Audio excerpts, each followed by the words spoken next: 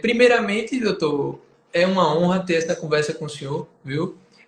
Quando eu montei esse projeto de fazer essa jornada das lives, eu fui pensando justamente nas pessoas que me influenciam na advocacia e o senhor estava ali na lista delas. Já consegui entrevistar alguma delas, já tem algumas lives também marcadas. E eu acho isso muito importante, doutor. O senhor tem uma história muito bonita, né, com a advocacia, com a nossa OAB Pernambuco, né? O senhor já foi presidente da OAB, tem aí mais de 22 anos de advocacia na área previdenciária. Agora há pouco deixou o cargo de conselheiro, não foi da OAB? Verifiquei aí a notícia. E por onde eu passo, sempre as pessoas que trabalharam com o senhor, direto ou indiretamente, só me trazem boa notícia dessa minha referência. E eu fico bem feliz da gente ter essa conversa. Doutor, me explica uma coisa. Como é que essa atuação do previdenciário, principalmente nos tribunais superiores? É muito comum isso acontecer? Como é que funciona essa dinâmica? Lucas, boa noite para você, boa noite a todo mundo que está nos escutando, todo mundo está nos ouvindo. É um prazer poder conversar com você, aí um jovem advogado que vem se destacando tanto aí no direito digital e que vem aí fazendo algo que eu acho que é uma missão de todos nós advogados, que é também disseminar, compartilhar conhecimento.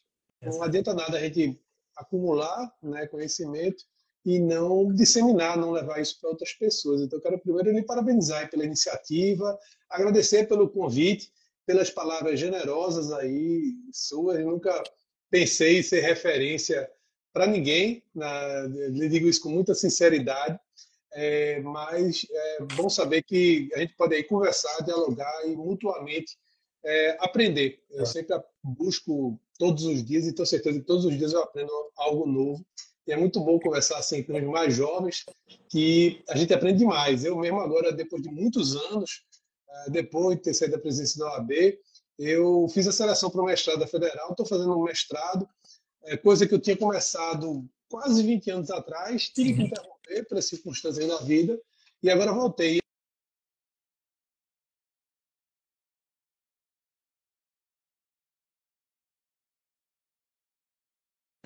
Botar uns insights aí valiosos, aprendendo muita coisa, muito bom sempre conviver com os mais jovens e aprender com isso. Amigo, assim, o previdenciário é um ramo do direito que vem crescendo bastante. Eu peguei ele nos seus primórdios, posso dizer, porque estou com 23 anos, vou fazer 24 anos agora de advocacia em janeiro, e peguei o previdenciário numa época muito inicial, que a gente sequer tinha os juizados especiais federais, a gente não tinha processo eletrônico, era tudo ainda muito rudimentar. E pouquíssima gente fazia previdenciário. Hoje não. Hoje o previdenciário já é o terceiro ramo do Brasil onde tem mais advogados atuando, rumo ao seu segundo, está coladinho no trabalhista já pronto para passar já o trabalhista. E eu vejo que grande parte dos jovens advogados vem enveredando pelo caminho previdenciário. Na época que eu estava na presidência, eu fazia questão de entregar a carteira da OAB individualmente para cada advogado e conversar 5 minutos pelo menos com cada um. E os jovens, grande parte não dizia, eu digo para você, sem meio de errado, 50% dizia que queria fazer previdenciário. E, então, uma atividade também interessante, é um ramo do direito interessante, Sim. porque possibilita você também a pegar a causa desde o seu nascedouro, na petição inicial, até um recurso extraordinário no STF. Isso, inclusive, é uma característica da advocacia brasileira. Nós somos um dos poucos países do mundo onde uma pessoa, no momento que passa no exame da OAB, se torna advogado, se inscreve na OAB, ele pode advogar desde o juizado especial até fazer sustentação oral no Supremo Tribunal Federal. E o Perfeito. previdenciário ele permite a gente atravessar toda essa gama daí e atuar em todo e qualquer tribunal, do início ao fim. Perfeito, doutor. Eu estava vendo esses dias, se eu não estou enganado, só na área previdenciária, acho que são 300 mil advogados no país, é isso? É uma galera, né? Aproximadamente os 20% dos advogados brasileiros fazem previdenciário. Aí você pegar, fizer aí 1,5 milhão, fizer essa conta, vai dar isso, 300 mil advogados aproximadamente só na área previdenciária. E você vai no interior, especialmente, por conta de OAB, a gente vai muito ao interior, a grande parte dos advogados, eu diria que 50%, 60% dos advogados fazem previdenciário no interior, sabe? Perfeito. o senhor tem uma noção, assim, a sua visão, a que se dá essa migração para o previdenciário é a paixão pela matéria mesmo? O senhor já andou aí várias comarcas aqui do estado, né? E como conselheiro deve ter ido bastante a Brasília, tendo feito algumas viagens, né, longas, deve ter conversado com bastante gente. Eu não sei se o senhor teve a oportunidade também de conversar com jovens advogados, tentar filtrar o porquê dessa migração. Geralmente, o primeiro contato, Lucas, não se dá por conta do amor à matéria. E aí eu posso falar até da minha própria experiência com relação a isso. Na época, eu estagiava no escritório que tratava de empresarial, de outras áreas assim diferentes. E o então sócio do escritório, ele foi procurado por um grupo de pessoas que queriam entrar com a demanda previdenciária. Ele ia recusar a demanda. Então, eu e um outro estagiário, que até hoje é meu sócio, chegamos para ele dizendo: você deixa a gente fazer, acompanhar, você vai nos assistindo nisso daí, você vai nos supervisionando nisso daí. Ele, toquem aí, podem tocar. E a gente foi tocando isso. E aí, porque havia na época, assim, pouquíssimos advogados previdenciários. E aí a gente enxergou aí o Oceano Azul, né? Ele disse: olha, é uma área que não tem ninguém fazendo. Tanto que a gente saiu desse escritório, a gente se formou, fez o exame da OAB, saiu desse escritório e abriu um escritório de previdenciário. Um dos primeiros aqui, eu Que é diria, de Recife. o nosso O Batista e Vasconcelos. Vasconcelos. É Alexandre Vasconcelos e eu, né? Alexandre é meu sócio há 23 anos. Perfeito. E montamos isso. O que eu vejo é que as pessoas vão para o ramo previdenciário. Primeira razão, a facilidade, entre aspas, de se conseguir cliente. Todo mundo é um cliente potencial. A pessoa que está começando a contribuir agora pode ser um cliente seu previdenciário, porque pode fazer um planejamento previdenciário. Uma pessoa que está precisando de um benefício por incapacidade, um auxílio-doença, é um cliente. Você pode encontrar um cliente na rua, um vizinho, uma pessoa que trabalha na casa de um amigo. Então, há uma potencialidade de cliente muito grande, né, para você poder atuar. E o segundo fator que eu acho que leva ao pessoal a escolher muito previdenciário é a relativa rapidez no resultado. Perfeito. Uma demanda na Justiça Comum Estadual vai demorar 10 anos, 15 anos. Até na Justiça Federal mesmo, comum, tem uma demanda que eu entrei em 2003, que eu estou recebendo o resultado agora, Sim. 21 anos depois. Nossa. Né? Mas no previdenciário geralmente não é isso. Geralmente, por conta do juizado especial, Sim. em um ano e meio, você já começa a ter resultado. E às vezes até administrativamente, em um mês, dois, você tem um resultado. Então, essa rapidez no resultado é outra coisa, eu acho que fascina muito o jovem a ingressar nessa área e a poder fazer. Mas depois que você entra também, aí você se apaixona pela matéria. Porque, além da matéria em si ser interessante, Sim. você se sente realmente contribuindo para realizar justiça social, para devolver dignidade às pessoas. Você vê o trabalho social do advogado muito concretamente, muito na sua cara, assim, isso. Então, isso traz um tipo de recompensa aí que não tem honorários que paguem. Então, você se apaixona pela área e continua lá atuando nela por conta disso. É verdade. Doutor, o senhor estava contando aí a sua história do começo, e aí me marcou essa questão do seu ex-chefe, digamos assim, né, que chefiava ali o escritório, ter estendido essa oportunidade, porque dois jovens advogados, surge ali a matéria, vocês não têm muito essa familiaridade, nem o próprio escritório, e você se vira para ele e diz: ó, deixa a gente fazer, e ele, né, gentilmente, de forma, né, impressionante isso. Talvez se ele não fizesse isso, a gente não tava vendo aí o nosso presidente Bruno, né? Nosso eterno presidente, que tem a admiração de tanta gente e fez um trabalho tão bacana. Inclusive agora, como conselheiro, eu acho que o senhor teve a oportunidade de dar continuidade nesse trabalho, né? Eu estava pensando hoje, eu disse: poxa, doutor Bruno teve um desafio muito grande, que, se eu não estou enganado, o senhor pegou a presidência na época da pandemia, né? Foi 2019, 2020, que eu fiquei pensando: poxa, por mais que você faça um bom trabalho, a dificuldade de você mostrar aquele bom trabalho acontecendo durante uma época que está todo mundo trancado, imensa dificuldade de trabalho, de tudo, de contactar outros advogados, de chegar junto. Foi um desafio para o senhor, doutor? Como é que foi esse período aí, ter estreado na presidência e já num momento tão crítico. É verdade, Lucas, foi desafiador, né? Até cumprimentar aqui, eu estou vendo o André, meu companheiro do Conselho Federal, representante aí da Paraíba. Obrigado aí, André, pelo comentário, todos que estão assistindo a gente. Foi desafiador, Lucas. Eu já tinha um bom tempo de OAB. Eu até assim, até para contextualizar, eu não tenho nenhum parente advogado, eu continuo sem ter até hoje. Entrei na OAB na cara e na coragem. Fui lá pedir espaço, ingressei em comissão, depois fui conselheiro estadual, depois virei diretor, secretário-geral adjunto, fui tesoureiro, fui presidente da Caixa de Assistência e aí então fui candidato a presidente. E até uma peculiaridade aí foi que eu fui candidato a presidente em chapa única. Eu me recordo. Nos últimos 50 anos, basicamente, na OAB, foi a única chapa única que nós tivemos. O advogado gosta de eleição, a gente teve uma agora há menos de um mês, mobiliza todo mundo, eleição, etc. Mas na minha, em 2018, não houve concorrência, né? Fui eleito em chapa única. Mas para compensar a facilidade, vamos chamar assim, da eleição, no início de 2020 fomos aí surpreendidos com a pandemia. E aí tivemos aí que fazer uma correção de rumos, de prioridades. As prioridades que nós tínhamos estabelecido para a gestão tiveram que ser mudadas porque a prioridade passou a ser a sobrevivência do advogado. Esse foi o nosso grande desafio, eu diria. E aí passamos a ter uma luta constante para que a advocacia fosse considerada uma atividade essencial, mesmo nos períodos mais duros do lockdown. E Pernambuco foi um estado do país onde a advocacia não deixou de ser atividade essencial um segundo sequer. E, ao mesmo tempo, a gente teve dificuldade junto ao Poder Judiciário. O Poder Judiciário foi o primeiro a fechar e queria ser o último a abrir também.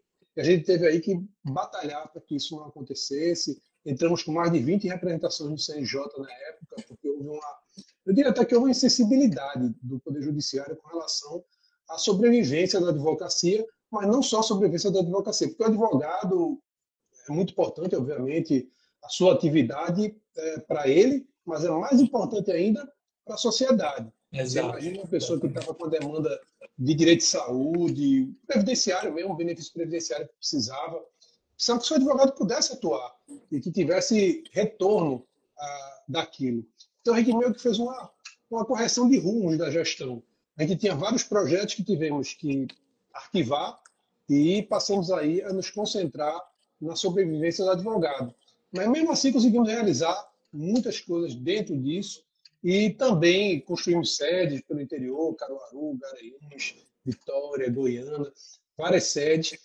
E a minha preocupação principal, eu sempre disse isso, desde antes de assumir a presidência, minha grande missão era aproximar o OAB do advogado, era derrubar os muros. Muitos advogados se sentiam constrangidos em procurar o OAB, achavam que não podiam participar das comissões, que não poderiam integrar o OAB. E aí eu acho que o grande legado, diria assim, que a gente deixou foi exatamente essa derrubada dos muros. Mostrar que todo advogado é muito bem-vindo na OAB, que é muito importante que todo mundo possa participar da nossa instituição, porque a OAB materialmente é muito pouco. Sim. A OAB ela é feita pelas pessoas que ali estão, Exato. pelos advogados, advogadas que ali estão. Então, acho que o grande legado que a gente pode ter deixado aí é esse aí da derrubada dos muros. Jader está lembrando aqui, querido amigo Jader Lemos, de um recebimento de alvará que a gente teve na época, o Alvará. O famoso alvará, me lembro. Exatamente. Meu querido amigo Fred Duarte era meu tesoureiro à época, foi um dos grandes responsáveis por esse desenvolvimento, porque o advogado tinha dificuldade de ir ao banco. Muita gente foi ao banco e pegou Covid e faleceu por conta das filas, etc. Então, a gente bolou aí um sistema onde tudo era feito eletronicamente para ele receber seu alvará, seu RPV, seu precatório, né? E funcionou muito bem. Esse sistema em alvará foi muito importante, garantiu a sobrevivência de muitos advogados. É e coisas até que a gente nem divulga tanto, que eu acho até desnecessário divulgar, mas essa prioridade para a sobrevivência, a gente destinou 40 toneladas de alimentos custeadas pela OAB, pela Caixa de Assistência, para manter os advogados que não tinham condições de sobreviver durante aquele período. Foi uma das coisas que mais me emocionou durante o triênio, foi ter participado aí de algumas dessas distribuições que a gente fazia na maior discrição, né, mas que levava para o advogado que requeria uma cesta básica para que ele pudesse sobreviver durante aquele período. Foram 40 toneladas aí de alimentos que foram distribuídas, né, durante esse período, mas ver os olhos do advogado agradecendo por aquilo que a instituição estava fazendo por ele foi recompensador, né, durante esse período. Peguei Covid 3 vezes até nessa. Continuei trabalhando normal, indo para o OAB e tal. Peguei Covid 3 vezes, foi um período extremamente desafiador. Perdi meu pai para a Covid, meu pai faleceu de Covid, inclusive durante esse período. Mas, assim, tenho muito orgulho do que todo o time fez durante Sim, sim, esse claro. período tão desafiador. E o que eu não consegui fazer, né, durante a gestão, ainda bem, elegemos o sucessor, o Fernando Ribeiro fez, e Ingrid Zanella aí, que foi minha vice, inclusive, na época, tenho Lembro. certeza que fará muito também aí pela advocacia no próximo triênio. De fato, doutor, eu percebo que foi uma época de um trabalho de trincheira mesmo, né? Da advocacia ali, uma guerrilha contra a Covid que estava e a situação que assolava os colegas advogados. Está aqui dando uma boa noite o colega Gedalhas, boa Gé noite. Dalis, presidente da OAB Timbaúba eleito, um abraço para ele, Olha aí. presidente eleito aí da OAB Timbaúba, previdenciário também como eu, e presidente eleito da OAB Timbaúba. Doutor Bruno, eu estava falando uma coisa muito importante e até me recordo aqui, que era a questão do acesso, transformar na sua gestão, transformar a OAB nessa sensação de pertencimento do advogado. Eu me lembro muito bem, assim quando eu comecei, eu sempre ouvi dizer, e inclusive deixar até claro aqui na live, que eu não faço parte de nenhuma comissão da OAB, de caixa, de nada. Aqui é um convite que eu fiz ao doutor Bruno para a gente ter essa conversa, né? Em nome da jovem advocacia ou da advocacia jovem, como preferir, mas eu percebi que, de fato, após a sua gestão, houve essa mudança. Porque eu começo mais ou menos na advocacia formalmente, né? Já trabalho em escritório desde 2016, exatamente na época que o senhor começou. E antes disso, sempre ouvia essa história de panelinhas. E quando o senhor fez a gestão, eu disse, gente, como assim? Já começa, eu sou bem recebida, eu venho aqui, um monte de evento, fulano fala comigo, ciclano. Então, eu acho que essa mudança aconteceu. Inclusive, nessas eleições agora, foi uma preocupação muito grande minha, que eu fiquei preocupado como as coisas estavam se movimentando. Eu disse, meu Deus do céu, é capaz de agora sim existir a tão mal falada panelinha, né? Mas graças a Deus foi um trabalho bonito aí de vocês, né? Da chapa vencedora. Eu fiquei muito feliz. E assim, tomara que esse trabalho se perpetue, né? Eu como advogado, como posso até me dizer militante, né? Meu papel vai ser, desculpa até a expressão, encher o saco, né? Caso eu Acho veja que é isso. alguma coisa que fuja do que a advocacia precisa, mas realmente foi uma gestão que a gente sentiu essa aproximação do advogado, né? E foi numa época o peso necessário com a medida necessária, ou seja, veio a pandemia, foi dureza, mas veio a gestão necessária. Fiquei muito feliz com essa mudança. Doutor, veja, já vi o senhor dizer que é uma figura muito tímida. Isso até me preocupou bastante, porque eu sou um outro tímido. Eu disse, pronto, vai juntar dois tímidos agora Vamos numa ficar os dois live. calados aqui, né? Ninguém Fica os fala dois nada, né? calados, o pessoal esperando as coisas acontecerem e não sai nada. Mas veja, essa timidez, ela é uma luta, né? Porque a gente vê que o senhor tem uma desenvoltura, tem aí uma atuação em tribunais superiores. Já cheguei a acompanhar uma aula, uma palestra sua na FBV, que foi uma aula assim fantástica sobre a oratória. E inclusive até mais à frente a gente vai falar sobre o curso que o senhor tem. Como é que é esse desafio para o senhor ir para os tribunais superiores? Eu já tive a oportunidade de ver uns vídeos seus atuando. Como é que funciona essa dinâmica para vencer essa timidez? É como você disse bem, Lucas, é uma luta diária, na verdade. A gente não tem aí como fugir da luta. Quando a gente está diante da situação de risco, a gente tem três opções, né? Ou a gente enfrenta, ou a gente congela, ou a gente foge, né? Então, dos três, eu preferi enfrentar. E eu acho que falar e falar em público especialmente é uma atividade essencial para a advocacia. Eu meio que girei essa chave ainda quando estava na faculdade. Na faculdade foi quando eu comecei a estudar as primeiras coisas sobre oratória, sobre comunicação, da importância disso, né, para o advogado, porque a imagem que a gente tem, o estereótipo do advogado, é aquela pessoa que é naturalmente desenvolta, é aquela Sim. pessoa que sabe falar bem, que chega no ambiente, domina o ambiente, né? Bate papo, Sabe não sei o que e de tal, tudo. sabe de tudo, sobre tudo tem uma opinião, sobre tudo tem aquela ideia, que não é o meu perfil e nunca foi.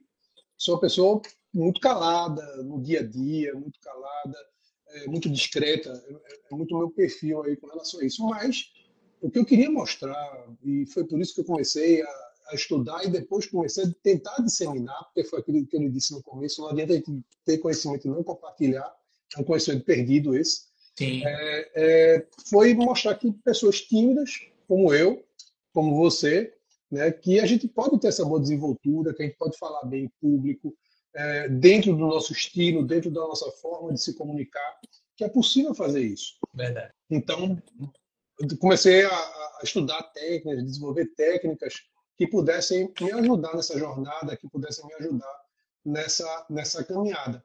E foi por isso que depois comecei também, depois que deixei a presidência da OAB, eu disse, não, eu quero continuar, porque eu até brincava, dizia, olha, eu não tenho saudade de nada da presidência da OAB. Zero. Inclusive, se eu soubesse que ser ex-presidente é tão bom, eu teria sido candidato a ex-presidente, não candidato a O presidente. melhor Mas ser cargo, ex-presidente né, doutor? é melhor ser ex-presidente do que presidente. Mas eu sinto falta de uma coisa, que é do contato diário com os colegas. A gente termina a nossa profissão meio que se isolando muito. Fica no nosso escritório, vai ao fórum eventualmente, etc., mas fica muito isolado. E eu sentia falta, sentia de ir para o interior, conversar com os colegas. Eu disse, não, mas eu posso fazer isso, eu vou dar palestra. Aí saí rodando o interior todinho aqui de Pernambuco, né, falando sobre comunicação, falando sobre oratória. Aí terminei também sendo convidado para outros estados, especialmente no Nordeste, mas fui na Conferência Nacional, palestrei sobre isso, Rio Grande do Sul, vários estados falar sobre isso, porque realmente a única coisa que eu sinto saudade é esse contato direto aí com os colegas advogados. E aí escolhi esse tema, escolhi porque era uma dor que eu tinha e tenho, né, que é essa timidez, essa dificuldade maior de comunicação, para tentar passar umas dicas dos colegas, especialmente para aqueles que, assim como eu, são tímidos. São aqueles que têm. A gente tem gente, principalmente o pessoal da área, os criminalistas, geralmente são oradores natos. Tem um Sim, aí que comentou, Ulisses Dornelas. Ulisses é um craque, aquela pessoa que. A gente fala que o estereótipo do advogado é que ele nasce falando bem. Ulisses é um desses, aquele que já nasce falando bem. não sei se é Mas, o caso do doutor Ulisses, mas é o pessoal do Tribunal do Júri, né? Tem toda isso aquela desenvoltura, né? é o caso dele. Ulisses faz júri também, é um craque. Aí, para a gente que é mais tímido, é mais difícil. Mas é possível falar bem, respeitando o nosso estilo, né? Respeitando a nossa forma de se comunicar. Isso é possível. É isso que eu estou tentando, essa mensagem que eu estou tentando disseminar, sabe? Essa imagem que eu estou tentando passar para as pessoas. Verdade. E aí, para a gente, resta muita técnica, muito estudo, né? E muito exercício. Eu lembro que eu assisti sua palestra, doutor, e aí o senhor falava várias dicas, principalmente em gesticulação, para a gente não ficar exagerado, fora de contexto, entonação de voz, numa sustentação oral. Às vezes, quando a gente está vendo ali que os julgadores estão meio dispersos, você dá uma elevada, né, para chamar a atenção. Então, são, assim, técnicas realmente que você vê na prática o funcionamento, né? E que ajuda aquele colega ali que tem essa timidez e com o tempo colocando isso em prática, acho que talvez ele chegue mais desenvolto, né? Uma das coisas que me chamou a atenção também, que me ajudou bastante, né, nessa caminhada, foi uma dica que o senhor deu em relação a despachar ali na hora antes de fazer a sustentação oral. Primeiro você disse, ó, gente, isso lá na FBV. Ó, gente, a gente não pode banalizar a sustentação oral, né? Ela é muito importante, mas a gente não pode ficar ali feito arroz de festa, todo recurso vai lá fazer a sustentação. A gente tem que estudar muito bem. Como é que funciona esse estudo, doutor? Como é que o senhor faz isso nos seus processos? Precisa fazer essa sustentação? Como é? Perfeito, Lucas. A gente às vezes vê o advogado subir na tribuna, colocando a beca para falar, achando que somente aquilo é sustentação oral. E não é. Aquilo é somente a pontinha do iceberg, é somente o que aparece de todo o trabalho que você faz. Porque qual é a sustentação oral ideal?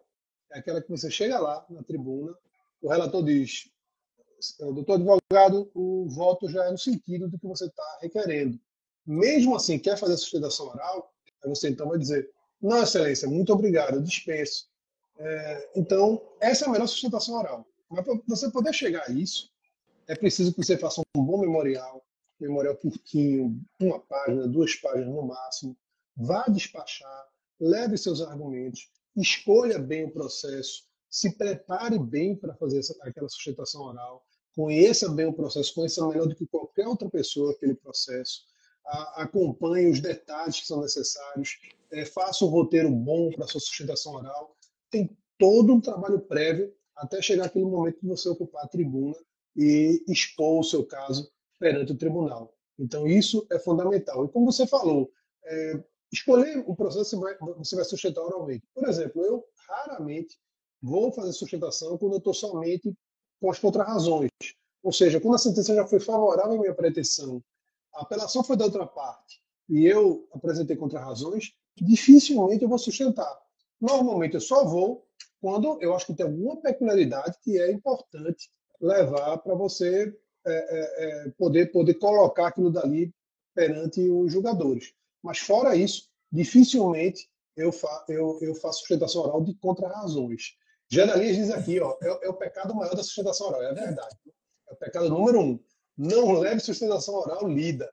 É isso mesmo. Viu? E eu fiz uma pesquisa, inclusive, com juízes, para perguntar qual é a coisa que eles mais odiavam na sustentação oral. Disse assim, qual é o pecado mais grave, mortal?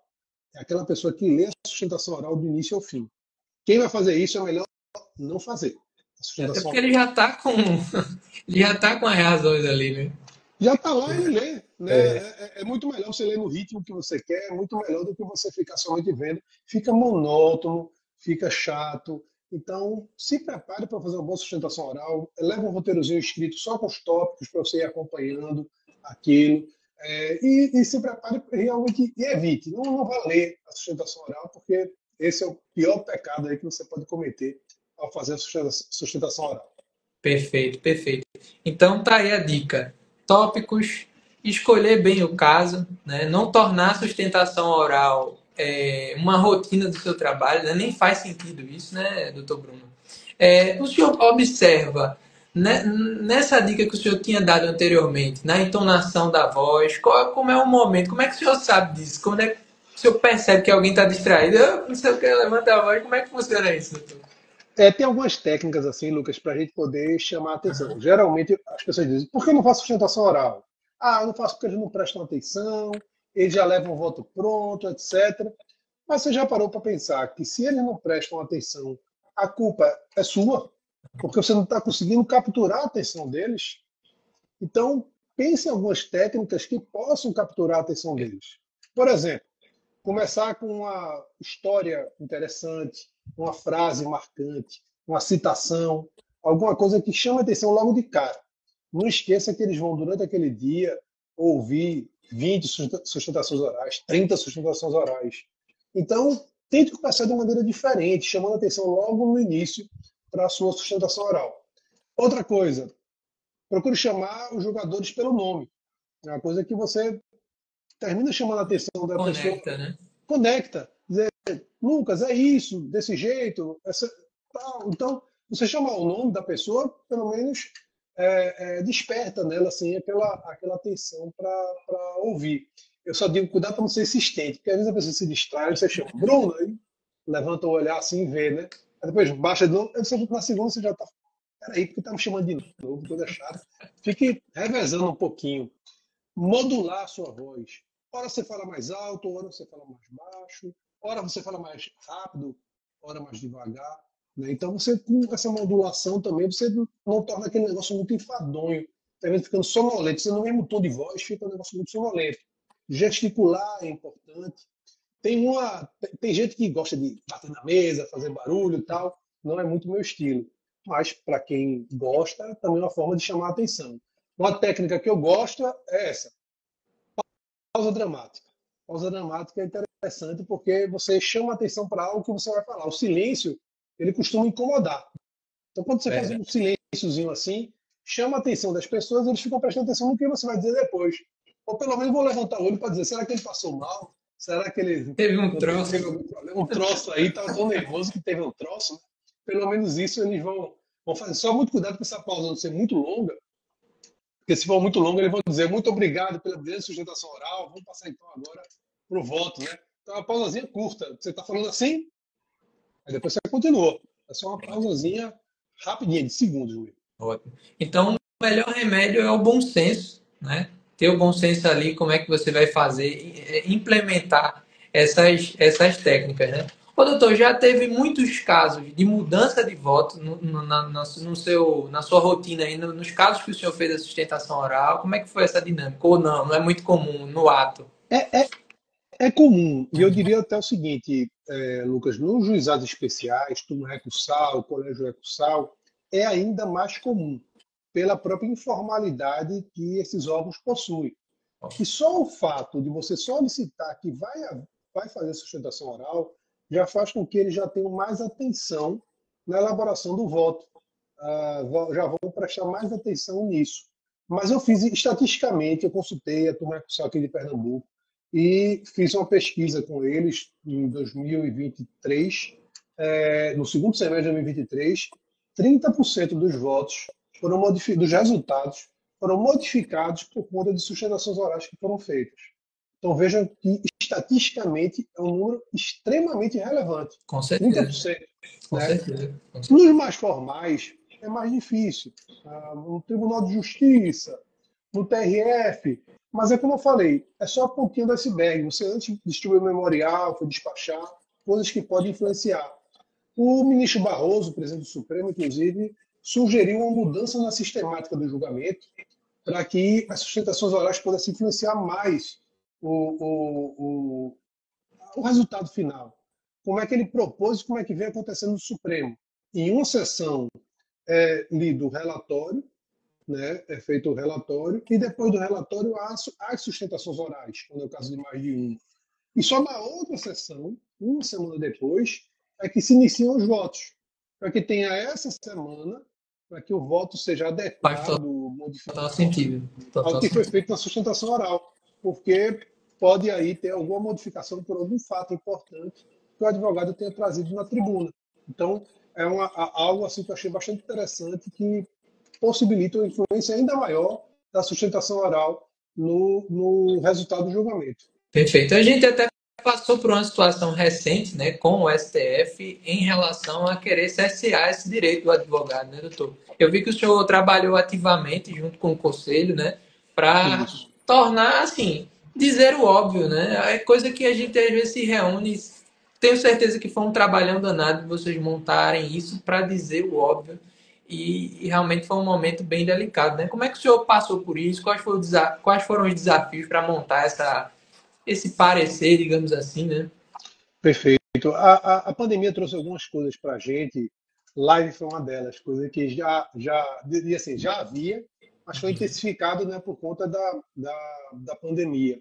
Mas outra coisa também são julgamentos virtuais, que foi necessário durante aquele período, era uma coisa que já havia previsão no CPC, acho que não era na prática utilizado, e a pandemia obrigou a utilizar. E eu não critico o julgamento virtual, acho que é importante, dinamiza alguns casos, mas eu sempre defendi o seguinte: se o advogado solicita que a sustentação oral seja feita de forma síncrona, ou seja, ao mesmo tempo do julgamento, isso tem que ser respeitado. Tanto que aqui em Pernambuco, na época da pandemia, os quatro tribunais modificaram seus regimentos internos: o TJ, o TRF, o TRT e o TRE. Os quatro modificaram para permitir o julgamento virtual. Mas o que foi que nós aí batalhamos como OAB na época, e aqui em Pernambuco nós conseguimos? Que nos quatro tribunais, se houver o requerimento do advogado para fazer a sustentação oral síncrona, ou seja, no momento do julgamento, seja ele presencial ou telepresencial, o processo é retirado da pauta virtual. Porque uma coisa é julgamento virtual, outra coisa é julgamento telepresencial. O julgamento virtual é aquele por decurso de tempo, que os julgadores vão colocando seus votos lá, lançando no sistema, e durante determinado período, terminou aquele período, se contabiliza os votos, acabou-se. Né? E o julgamento telepresencial é aquele que é feito com um presencial, só que de locais diferentes.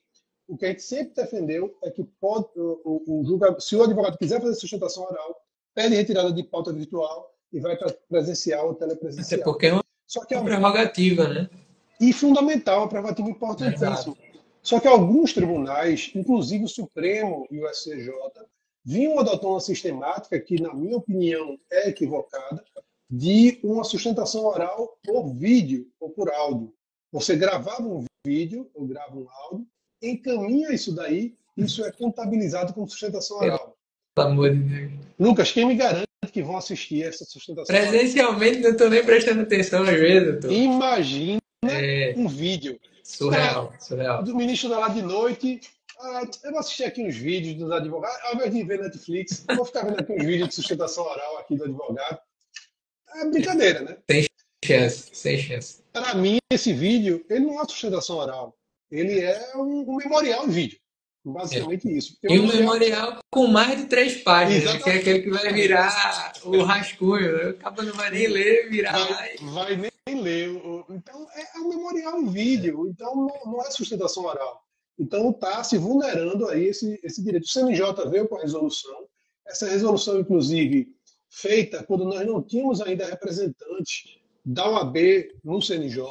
Os dois representantes foram aprovados hoje, inclusive o Senado fez essa sabatina hoje e aprovou hoje os dois representantes, Marcelo Terto e Ulisses Rabaneda, são representantes da OAB, então não participaram desse debate e lançou aí essa resolução possibilitando essa sustentação oral por vídeo. A OAB se manifestou na sessão de segunda-feira agora pela impossibilidade desse tipo de sustentação oral, apoiando inclusive um decreto legislativo que susta os efeitos dessa resolução do CNJ e apoiando um projeto de lei que deixa expresso. É aquela história do cocada, do coco, do coqueiro, da praia. Tem que ser um negócio que mesmo estando na lei, você tem que botar 10 vezes na lei para que garanta esse direito à sustentação oral de forma síncrona para o advogado no julgamento dos processos e dos recursos. Verdade, muito importante. Ô, doutor, agora puxando um pouquinho mais para o meu lado aqui do direito digital, a gente está vendo muitas mudanças, muita evolução com a parte de inteligência artificial, né? Inclusive vários escritórios utilizando, vários colegas se desenvolvendo com cursos de engenharia de prompt, né? Que é uma pessoa específica para criar comandos para obter resultados específicos. E o próprio judiciário saiu uma pesquisa recentemente, eu acho que 30%, inclusive a pesquisa foi do CNJ, se eu não estiver enganado. 30% dos magistrados já utilizam a inteligência artificial, seja na redação das decisões ou na avaliação de petições dos advogados. Então, assim, é algo que está na iminência, na necessidade de uma regulamentação. Vi até que a OAB já se manifestou, se eu não estou enganado, com um provimento, né, para traçar alguns detalhes. Como é que é a sua opinião em relação a isso? Você é a favor do uso da inteligência artificial ou não? Como é que é? É uma realidade já inescapável dos dias de hoje para o advogado. O advogado ele não pode enxergar a tecnologia como uma inimiga. Eu acho que a tecnologia ela não vem para tirar a vaga de ninguém, não vem para roubar o espaço de ninguém. Pelo contrário, ela vem para nos ajudar. É como aquela história da Kodak, Lucas, que a Kodak dominava o mercado, né, de fotografia, né, fabricava a máquina fotográfica, o filme, e ainda revelava o filme. E aí, na própria Kodak, o engenheiro descobriu a máquina digital, ao invés de explorar aquilo, a Kodak escondeu. Quando caiu a patente, aí vieram os japoneses e hoje todo mundo tem uma máquina fotográfica de alta resolução no seu celular. E a Kodak quebrou. Verdade. Nenhum advogado, o advogado que esquecer a tecnologia, que encarar ela como inimiga, vai ser um advogado Kodak. É o advogado que vai quebrar, o advogado que vai falir. É uma realidade inescapável, não tem como a gente fugir disso. Então a gente tem que encarar a tecnologia como aliada, vem para fazer um tipo de trabalho, inclusive, que faz com muito mais eficiência, rapidez e menor custo, né, para nós advogados. Agora, tem certas atividades que ainda, a tecnologia é sempre, a gente nunca pode dizer nunca tecnologia, mas aqui ainda a máquina não consegue fazer, e nós fazemos melhor. Então, deixe que a máquina faça o que ela faz melhor do que a gente, para que a gente possa se concentrar nisso. Por exemplo, quando um cliente me procura na área previdenciária, ele quer confiar em alguém. Ele não vai confiar numa máquina, ele vai Verdade. confiar em mim, na credibilidade, na segurança que você passa, né? Então você vai se concentrar nisso, em passar isso para o seu cliente. Você vai passar também, enquanto os jogadores forem também seres humanos, o convencimento humano ainda é muito importante. Por isso que é importante a gente se destacar na comunicação, na forma como a gente expõe as razões, né? Por exemplo, memorial hoje eu faço com a ajuda de inteligência artificial. É muito melhor você pegar, Uma você vai ganhar. capacidade de síntese, né? Impressionante, né, doutor? Impressionante, porque para a gente cortar, dizem que a parte mais difícil de escrever é cortar, né? É como se ele estivesse cortando um pedaço do nosso braço, aquele sofrimento. E ela corta sem dor, Perfeito. é indolor, né? A forma como ela corta. Então, quando eu vou fazer um memorial, eu tenho que cortar muita coisa do que eu fiz. Aí eu fico sempre, não, mas isso é importante, mas isso é importante, eu tenho que manter, tenho que manter, tenho que manter. Aí quando a inteligência artificial faz e vem, eu disse, não é que ficou bom mesmo, ficou perfeito, cortou e ficou compreensível. Então, tem certas coisas aí que hoje a gente tem que utilizar e que é muito importante que a gente use. E o direito digital é aí também um ramo do direito absolutamente fundamental nos dias de hoje. Verdade. A regulação da tecnologia, a inteligência artificial, como é que isso vai se regular? Tem os projetos de lei aí em tramitação com relação a isso. Regulação de rede social, como funciona, como não funciona, se é possível, se não é possível, em face dos princípios constitucionais. Realmente, o direito digital hoje já é uma realidade hoje, mas é um ramo que no futuro tem tudo aí para crescer ainda mais, porque existem temas ainda que nós nem sabemos o que é ainda e Verdade. que em breve aí vai acontecer e a gente precisa do direito para regular isso. Isso é um dos motivos assim que eu me aproximei do direito digital, acabei fazendo minha pós-graduação, era a possibilidade de discutir coisas, agregar para coisas que ainda estão acontecendo. Não que em outras demandas isso não aconteça, né? Mas é muito mais difícil você propor novas discussões sobre, sei lá, uso capião, é muito mais, sabe? Então assim, são temas que quase todo mundo já acrescentou em muitas coisas relevantes, né? E eu acho que o direito digital a gente pode acrescentar mais coisas, porque está muito dinâmico, está tudo acontecendo agora. A gente está tendo uma discussão sobre o Marco Civil da Internet, o artigo 19, que já está ficando talvez obsoleto, né? A gente não sabe, ainda tem tá uma briga, está no STF, enfim. Esse mundo digital, eu vi que o senhor, como o senhor bem falou do chat GPT, já está bem familiarizado com essas ferramentas. Inclusive, eu não posso deixar de falar do Guia Vox, né? O senhor tem agora que é um curso online. Eu acompanhei uma palestra sua de forma presencial, mas tem aí o Guia Vox, que é um curso voltado para oratória, né? Tem acredito que uns módulos voltados para a parte de sustentação oral, mas também tem um módulo com técnicas específicas com o ator, o Odilon Wagner, né, que é um especialista, já prestou consultoria para vários políticos, né, várias pessoas que usam a oratória como ferramenta de trabalho. O senhor tem como falar um pouquinho para a gente desse curso, doutor? Sem dúvida, Lucas. Nasceu esse curso, o Guia Vox, digamos, dessa dor que eu senti, né, e da necessidade que a gente precisa disseminar isso para mais pessoas, dessa solução para mais pessoas. O melhor curso que eu fiz na vida sobre comunicação, sobre oratória, eu diria geral até, foi com o próprio Odilon. Foi a mentoria que eu fiz com o Odilon, na época que eu fui ser candidato a presidente da OAB em 2018. Então, eu fiz uma mentoria com o Odilon, que o Odilon já é reconhecido nacionalmente aí por prestar esse tipo de assessoria de comunicação para políticos, para empresários, para advogados. Eu fiz uma mentoria com ele nessa época, nem se chamava de mentoria na época, mas foi uma mentoria. E aí eu convidei o Odilon para a gente fazer junto algo que pudesse chegar para mais pessoas. Foi aí que surgiu aí essa ideia do Guia Vox. Então a gente fez algo que integra, né, a comunicação do teatro, que é o que ele é o craque, é o especialista, com a sustentação oral na tribuna. A gente juntou essas duas coisas. E aí ele veio aqui ao Recife, a gente gravou no Teatro do Parque, gravou no Tribunal de Justiça, gravou também em estúdio, em ambiente fechado, mas sempre tentando levar conhecimentos do teatro, da comunicação, é, que ele domina muito bem, com a sustentação oral no tribunal. A gente juntou essas duas coisas. Então a gente fez 8 episódios curtinhos, episódios de 25, 30 minutos, bem curtinhos, para ficar um negócio bem dinâmico, como eu falei, com várias gravações externas, etc., para ficar também um negócio. Não ficar aquela sala de aula, quadro, Sim, etc. Não tem sim, nada disso. É um negócio realmente bem dinâmico, para que a gente pudesse levar aí esse conhecimento sobre comunicação mais para os advogados. É algo de oratória, é algo de sustentação oral, é algo de teatro também, é comunicação de uma maneira geral.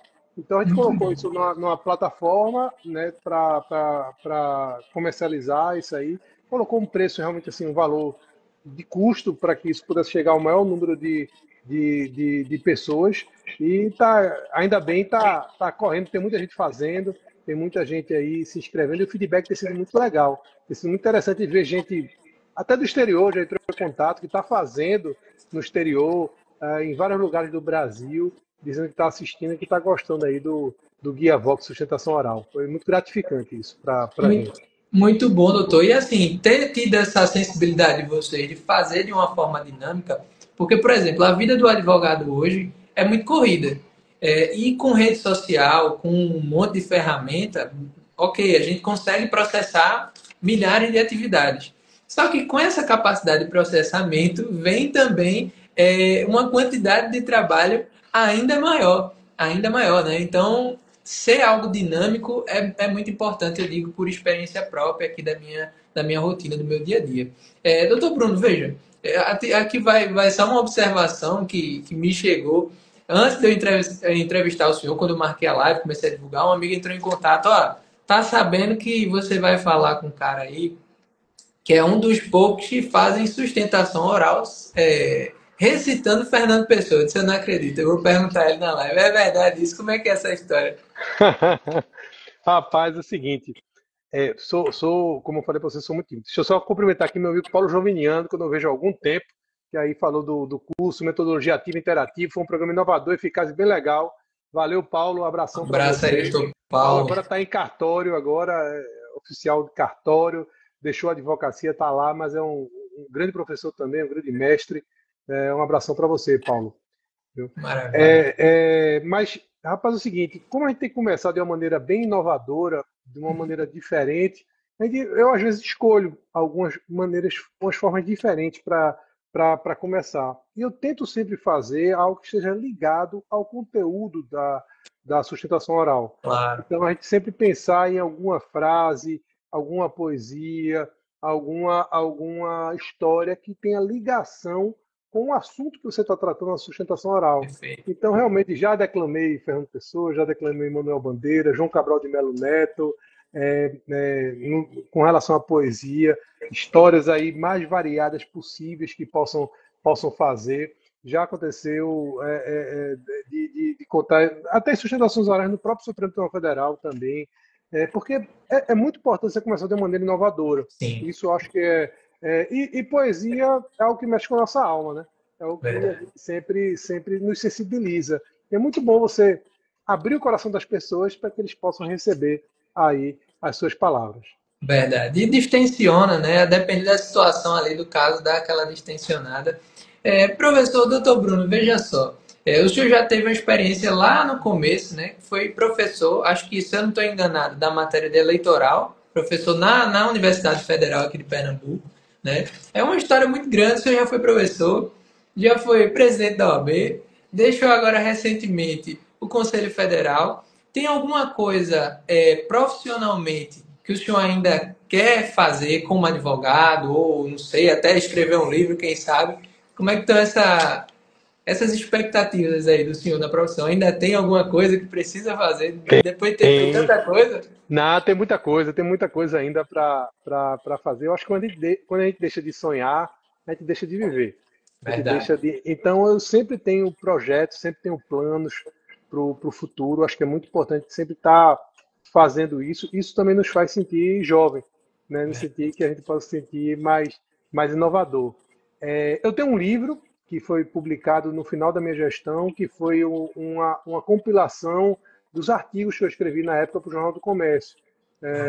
Que até o nome do livro é Em Defesa da Advocacia, que era o nome era o slogan, digamos assim, da minha gestão da OAB, e aí juntou todos os artigos que eu fiz no Jornal do Comércio e a gente editou esse livro. Hoje eu estou no mestrado, né? Sim. Tô lá no mestrado da Federal, partindo, estou na metade do mestrado, partindo para a finalização. Estou no Conselho Federal terminando aí o mandato, mas fomos reconduzidos aí para um novo mandato, continuamos aí Bom na, saber, coisa na boa. luta, continuamos na batalha, na luta aí também com relação a isso. A dedicação também ao meu escritório, a gente está também abrindo outras áreas no escritório, ampliando a nossa atuação, além do previdenciário, direito administrativo, que a gente já faz há bastante tempo, direito de trabalho, ampliando também para a área empresarial, para a área imobiliária, chegando aí novos colegas para trabalhar com a gente. Então, cheio de planos, não tenho realmente aí ideia de diminuir ou de parar. Tem muita coisa ainda para fazer. Já fui também, eu não sei se você sabe, Lucas, eu fui servidor público. Não, essa Eu eu fui, não sabia. sabia não, né? Não, não. Fui advogado da UPE, concursado, inclusive. Passei 4 anos lá na UPE, fui chefe do jurídico da UPE durante 3 anos, então conheci também o outro lado do balcão, fui advogado público durante esse período. Gosto muito do magistério, magistério é algo que me alimenta bastante, fui professor durante 10 anos, parei por conta de OAB, né? A OAB Sim. realmente estava absorvendo muito meu tempo, né? Então eu tive que dar uma pausa no magistério, mas voltei, estou dando aula em pós-graduações no ano passado, nos últimos 3 anos, depois de sair da presidência, Sim, algumas sim. pós-graduações da APREV, da própria ESA, venho dando aula. Então, cheio de projetos aí para 2025, coisas novas para fazer e cada vez mais animado. Que maravilha, doutor. E essa questão de ser o presidente da OAB realmente consome bastante da sua dedicação, né? Eu vi o senhor contando até uma história do doutor Fernando, o atual presidente, e ele disse: Não, Bruno, eu vou de manhã, eu dou uma passadinha no escritório, passo a tarde toda na OAB. Aí o senhor disse: Tá, beleza, bicho, vamos ver. E aí depois. Pobre coitado, iludido. Iludido, pobre coitado. Mas todo mundo começa com essa intenção, né? Não, vou lá, de manhã eu fico no escritório, de tarde eu vou para o OAB, aí daqui a pouco vai, já absorve 3 manhãs, daqui a pouco quando você vê, só passa no seu escritório para lembrar que você é de lá. Né? Foi o Tô que você aqui falou. ainda, viu? Tô aqui, viu? Às vezes eu chegava no escritório, aí tinha estagiário novo, tá, disse, que bom, você seja muito bem-vindo. Ele, não, já estou aqui há 2 meses já. Meu Já me Deus. dizia. Eu que não estava indo, eu disse, eu sou o Batista da placa aí que você lê aí, sou eu, viu, o Batista. Porque realmente a presidência termina nos consumindo muito. A OAB tem essas demandas, né, que são diárias, a toda hora, a todo momento, e há uma necessidade de dedicação, eu diria, quase que integral do presidente e agora da presidente Ingrid, a partir de 1º de janeiro, a esse tipo de demanda. Então, é algo que realmente termina consumindo muita gente durante esse período. Né? Sim, perfeito. Doutor, foi uma jornada bem bonita agora essas últimas eleições. A chapa de vocês teve um trabalho muito aguerrido, digamos assim, né? Para não dizer um trabalho muito difícil, porque era um trabalho de manter várias conquistas que a gente já teve aqui na advocacia pernambucana, né? Como é que foi essa participação do senhor? As redes sociais também afetaram bastante, né? Toma muito tempo, tudo agora tem que ser nas redes sociais. Vi que vocês participaram de vários debates, né? A chapa em si. Como é que foi essa dinâmica agora para vencer essas eleições? O desafio que nós tínhamos, eu diria, é porque se trata de um grupo que já há algum tempo, né, está à frente da entidade.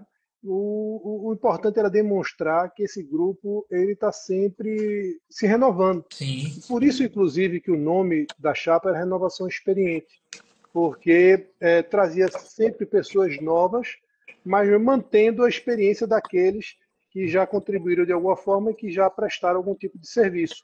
Hoje, por exemplo, do grupo, eu sou o mais antigo do grupo. Estou no final, estou encerrando carreira de OAB, eu acho que já me dediquei aí bastante suficiente, estou no encerramento aí, efetivamente, da minha carreira frente à OAB. Ingrid entrou há relativamente pouco tempo, foi vice-presidente 2 vezes, antes de ser diretora da ESA, mas está aí há 9 anos, mas adquiriu experiência necessária e a inovação de ser a primeira mulher presidente da OAB Pernambuco, né? Isso daí realmente é algo que Tom Marco. a mim incomodava, passar à frente da galeria de ex-presidentes, da qual honrosamente eu faço parte, mas só ver homens brancos, inclusive, Durante na 90 frente da anos, né, galeria. professor? É demais, né? Durante 90 anos, só homens brancos. Então, o fato agora inovador de ter Ingrid como presidente, eu acho que um marco, um motivo de orgulho para a nossa classe, mas não só por isso, é por ser Ingrid, é pela a experiência que ela tem, advogada militante efetivamente, professora, conhece bem a instituição, foi minha vice-presidente, foi vice-presidente, é a vice-presidente Fernando, conhece muito bem a instituição e tenho certeza. E eu acho que a minha torcida é essa, a torcida de Fernando também, que conheço bem, meu amigo, é essa também, é que a gestão dela seja a maior gestão de todos os tempos. Todo mundo quer que o seu sucessor seja ainda melhor do que você foi. Perfeito. Então a torcida da gente aí é que Ingrid possa ter aí a maior gestão da história da OAB Pernambuco. E o que eu tiver, o que eu puder contribuir humildemente para que isso aconteça, eu vou estar à inteira disposição dela e da nossa instituição para que a gente possa aí ter um avanço significativo na OAB Pernambuco. Que maravilha. Para o pessoal que está aqui na live, os colegas, os jovens advogados, os advogados jovens, que querem ingressar nessa parte política da OAB, o que é que o senhor pode deixar aí de recomendação, de orientação? Como é que funciona? Por onde começa? O que faz? Enfim. Perfeito, amigo. Olha, a porta de entrada são as comissões. É o primeiro passo. É por onde eu entrei, é por onde Ingrid entrou, é por onde todo mundo entra, são as comissões. E as comissões hoje, como eu falei, desde a nossa gestão especialmente, a gente abriu as portas para quem queira participar, quem queira ter aí efetiva participação. Esse é o caminho que se tem hoje, é você se integrar na OAB por meio de alguma comissão. São hoje 80 e tantas comissões que a OAB Pernambuco tem. É escolher uma onde você tenha familiaridade com a matéria, tenha algo que você. Ou até a comissão da jovem advocacia, prerrogativas. Tem comissão da matéria que você quiser, direito digital, a gente tem, proteção de dados. São várias comissões. Você se integrar nela e a partir daí, porque é muito interessante, você vai conhecer outras pessoas, outras formas de pensar. Eu sou muito grato à OAB pelo que ela trouxe para mim. Eu até digo, ó, eu me dedico à OAB há muito tempo, há 15 anos eu me dedico à OAB, mas eu nunca vou conseguir retribuir à OAB tudo que ela me deu de aprendizado, de conhecer pessoas diferentes, conhecer realidades diferentes. O aprendizado que eu tive, eu tenho certeza disso, eu me tornei uma pessoa melhor graças à OAB. Eu me tornei uma pessoa menos preconceituosa, eu me tornei uma pessoa menos machista. O que você imaginar de melhor foi graças à OAB, porque ela me permitiu sair da bolha, de conhecer outras realidades e, com isso, me tornar uma pessoa melhor. Então, quem quiser ingressar na OAB, o caminho são as comissões. É você escolher uma comissão, ingressar, tem editais públicos que são sempre, início de gestão agora vai ter certamente edital público, que as pessoas possam ingressar nessas comissões, e a partir daí, o único cuidado é que você se apaixona. Eu mesmo fui assim, me apaixonei pelo trabalho voluntário na OAB, me apaixonei pelo tipo de trabalho que a gente realiza, que pode influir na sociedade. Então, quem quiser fazer isso é muito bem-vindo. A casa é sua, de verdade, então participe aí se você puder, que a OAB, como eu disse aqui, não é um prédio, a OAB não é uma instituição somente. O principal da OAB são as pessoas, são aqueles advogados que estão lá nas comissões, que estão trabalhando, que estão no conselho, que estão no dia a dia trabalhando. Vejo aqui o comentário do meu amigo Tibal, que também é um grande advogado militante e das lutas também da OAB pelos direitos humanos. Isso aqui é a OAB, são as pessoas que fazem a nossa instituição. Verdade. Sabe as palavras, doutor? De fato, né? É um trabalho de uma entidade de classe, então, assim, dentro da sociedade, se o advogado já é uma ferramenta importante, quem dirá uma entidade cheia de advogados, né, com uma responsabilidade civil, né, na sociedade muito, muito impactante, e precisamos de pessoas. Aí vai uma análise desse jovem advogado aqui que está começando tudo, né? Apesar que já estou saindo aí da jovem advocacia logo, logo, mas precisamos de pessoas que estão ali, além dos seus próprios próprios interesses. Eu sei que isso é muito difícil, né, a gente como ser humano, mas gostaria de parabenizar o senhor. Todo o tempo sempre enxerguei isso no senhor, na sua gestão, nas pessoas que faziam parte da equipe. Por isso que fiz questão de lhe convidar para essa live. Como eu falei, é uma jornada de live semanal que eu estou fazendo com pessoas, com advogados que realmente me inspiram. Eu tenho vários colegas que me seguem da Jovem Advocacia e eu espero que eles assistam esses vídeos. Inclusive, essa live, quando a gente encerrar aqui, vou deixar salva, vou colocar no YouTube, para que o conhecimento seja compartilhado, já que ele sendo compartilhado não diminui, né? Então, fiquei muito feliz com a notícia do senhor ser renovado aí para o Conselho Federal, né? Uma figura importante, a gente sabe, todo mundo que está aqui presente. E no mais é isso. Agradecer e encerrar aqui a nossa live. Se o senhor quiser deixar mais alguma contribuição, mais alguma dica para essa jovem advocacia, principalmente nesse mundo das redes sociais, pode ficar à vontade, viu, doutor? Obrigado, Lucas. Quero agradecer o convite aí seu, parabenizar mais uma vez pela iniciativa de fazer a live, de convidar pessoas. Como eu lhe disse, aprendi muito aqui com você, lhe ouvindo, lhe escutando. Foi muito bom poder lhe ouvir. E agradecer a todos aqueles que nos assistiram, que acompanharam, que vão acompanhar aí essa nossa conversa. E dizer para vocês aí, finalizando, a importância de, como a gente falou ao final, de participar da OAB, da nossa instituição, da importância de seguir uma advocacia sempre ética, sempre dentro respeitando as normas que são atinentes à nossa profissão, porque eu sempre digo, é impossível você enganar todos o tempo todo. Você pode enganar poucas pessoas, né, por muito tempo, ou muitas pessoas por pouco tempo, mas você nunca vai enganar todo mundo o tempo todo. Então, se você não é ético por altruísmo, seja por egoísmo, porque o grande patrimônio que o advogado constitui na sua vida é a sua credibilidade. O grande patrimônio que ele constitui é a sua honradez. Então, invista na ética, invista nesse caminho. Às vezes é um caminho mais longo, tem mais pedras, mas você vai retirar aquelas pedras e também vai ser o primeiro a ver as mais belas flores. Então, siga por esse caminho que eu tenho certeza que vai dar certo. E parabéns, Lucas, aí pela iniciativa. Fica à disposição. O que precisar acontecer sempre comigo, viu? Tamo junto, doutor. Obrigado a todo mundo que está aqui presente na live. E é isso. Espero que a gente tenha agregado bastante, viu? Novamente, obrigado. Até breve, doutor. Um abraço. Tchau, tchau. Abração. Tchau, tchau.